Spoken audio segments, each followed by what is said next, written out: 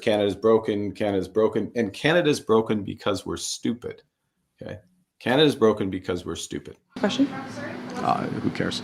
It's a lawless government acting in a lawless way, and I have great sympathy for anyone who's been a victim of that. Thank you for saying that. And how many kids did you molest with Jeffrey Epstein? More than just elbows. I guess we've got Danielle Smith here, Premier of Alberta, with a big announcement. Let's check it out. Good evening, my fellow Albertans. With the new budget approaching and a shifting geopolitical landscape, I wanted to take some time to speak with you about how your provincial government plans to navigate these challenges while ensuring Alberta continues to prosper. I'd like to start with the good news. The Alberta economy is once again booming. We are leading the entire country in virtually every economic category, from job growth to investment to GDP to wages. The Energy Agreement, or MOU, signed with Ottawa last year, has eliminated both the destructive oil and gas production cap and the net zero power regulations. These two victories alone have had an immediate supercharging effect on our economy. In just the last few weeks, we have had tens of billions in new projects announced, including several new AI data centers, the expansion of TMX and other pipelines headed west and south, and a final investment decision by Dow Chemicals on their multi-billion-dollar plastics facility. And that's just the start.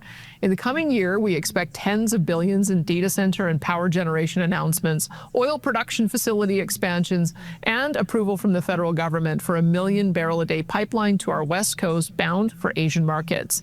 These investments will create a massive number of new jobs for Albertans and will prime the pump, so to speak, for more investments in all sectors of the economy, from agriculture to tech to tourism to aviation and everything in between.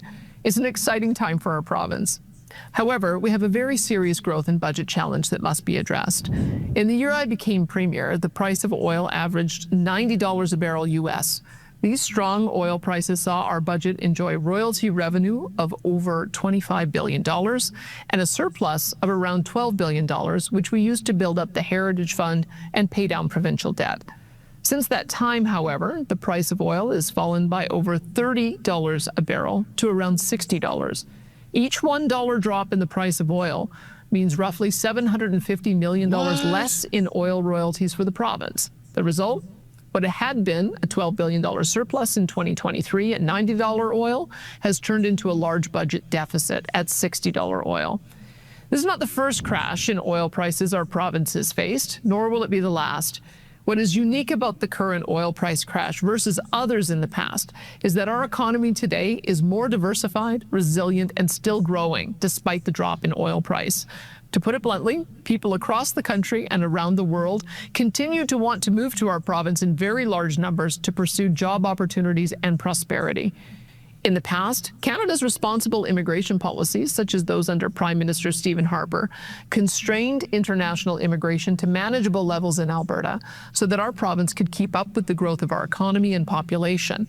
It also ensured that new immigrants primarily arrived here with highly valuable skills, a good job, and started contributing income taxes the moment they arrived. That is the story of the vast majority of our amazing new Canadians who arrived here during that time and are now citizens. These Albertans were and are a huge strength to our economy and provincial culture.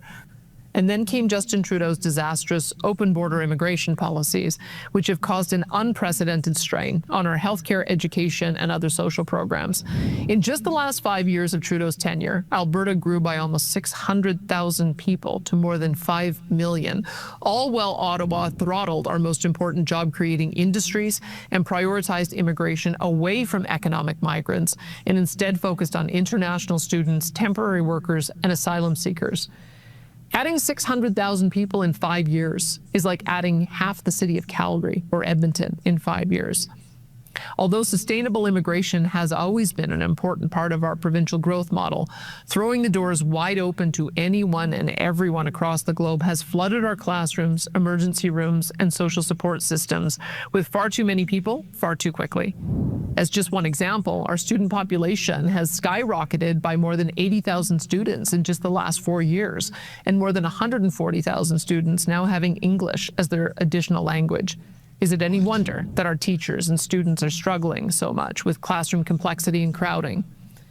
To sum up, our budget challenge. Low oil prices combined with an out-of-control federal immigration policies are together driving unsustainable budget deficits, not just here, but across the country.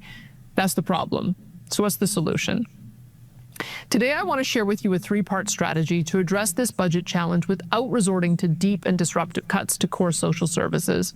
The long-term strategy was announced last year. Our government has already initiated an investment plan to build the Alberta Heritage Fund to more than $250 billion by 2050. We are already ahead of schedule by reinvesting rather than spending interest earned in the fund each year and investing the bulk of large surpluses in years with high oil prices like we saw in 2023. Our government has already doubled the Heritage Fund from roughly $16 billion in 2021 to almost $32 billion today. That's how quickly you can move the dial. We just have to stick with it. If future Alberta governments continue with this strategy through to 2050, the annual interest earned on the Heritage Fund each year will ensure we can weather any short-term dip in oil and gas prices and non-renewable resource revenue.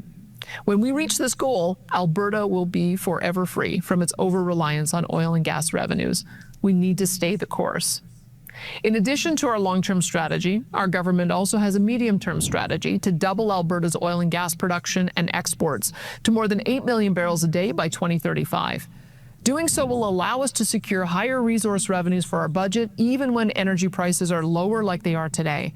And when energy prices bump back up, our province will see large surpluses, which will help us to reach the $250 billion by 2050 Heritage Fund target that I just outlined. That is why our government will continue to work diligently on implementing the energy agreement signed with Ottawa to build 1.3 million barrels per day of additional pipeline capacity to the West Coast, while also working with our great Canadian pipeline companies to expand pipeline capacity headed south. We will also continue to work on our agreement signed with Ontario to send hundreds of thousands of barrels of Alberta crude to their refineries and explore opportunities to unlock deepwater port access for our energy resources in the Maritimes, Quebec, and the Hudson's Bay. Alberta will double our pipeline capacity over the next 10 years, and our oil producers will grow and fill that pipe. We will not permit Alberta's and Canada's most valuable resource deposit, worth almost $10 trillion, to remain in the ground to the detriment of millions of Canadians. That's not going to happen. Now, having a medium and long-term plan is very important. However, what are we going to do about our budget situation in the short term? After all, we can't just sit by waiting and hoping for world oil prices to recover, nor can we trust the federal government to manage our immigration system in the best interests of Albertans. So here's the short-term plan. First off, our government will not be implementing drastic cuts to social services. The approved wage increases for our doctors, nurses, and teachers will remain in place so we can continue to attract the skilled professionals needed to catch up with our growth. Albertans have learned from experience that during times of low oil prices, the key is to limit increases in spending and focus it on building the schools, health facilities, roads, and other infrastructure needed to build a strong and diversified economy with a world-class standard of living. So instead of drastic cuts in upcoming budgets, we will instead be cutting unnecessary bureaucracy, improving efficiencies in program delivery, and prioritizing needs before wants as much as possible. We will continue to limit overall government spending increases to below inflation and population growth, implement more income testing for social programs so they are more financially sustainable, and critically, we will address head-on the challenge of out-of-control immigration levels that are overwhelming our core social services.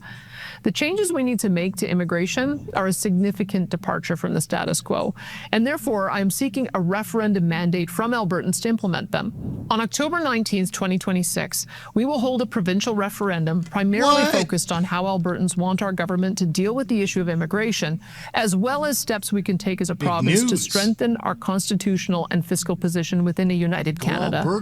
These were far and away the issues most strongly identified by Albertans during last year's Alberta Next panel, town halls, and online submissions. And in my view, it is time to act on them.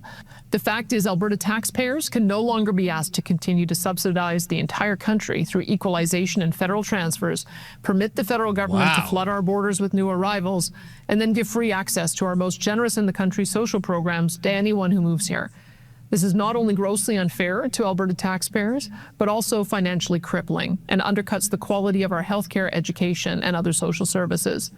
The October 19th referendum will therefore include the following questions. Number one, Do you support the government of Alberta taking increased control over immigration for the purpose of decreasing immigration to more sustainable levels, prioritizing economic migration, and ensuring Albertans have first priority to new employment opportunities?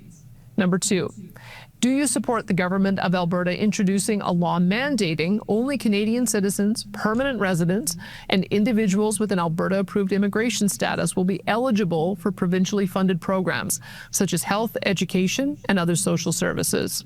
Yes. Number 3, assuming that all citizens and permanent residents continue to qualify for social support programs as they do now, do you support the government of Alberta introducing a law requiring all individuals with a non-permanent legal immigration status to be resident in Alberta for at least 12 months before qualifying for any provincially funded social support programs? Number 4, assuming that all citizens and permanent residents continue to qualify for public health care and education as they do now, do you support the government of Alberta charging a reasonable fee or premium to individuals with a non-permanent immigration status living in Alberta for their and their families' use of the health care and education systems? Number 5, do you support the government of Alberta introducing a law requiring individuals to provide proof of citizenship, such as a passport, birth certificate, or citizenship card, to be eligible to vote in a provincial election? To strengthen Alberta's constitutional and fiscal position within a united Canada, we will also be asking you the following questions on the referendum ballot. Do you support the government of Alberta proactively working with other willing provinces to amend the Canadian Constitution in the following ways?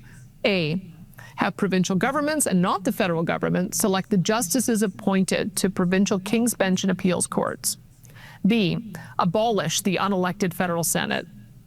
C, allow provinces to opt out of federal programs intruding on provincial jurisdictions such as health, education, and social services without losing any of the associated federal funding for use in their own provincial social programs.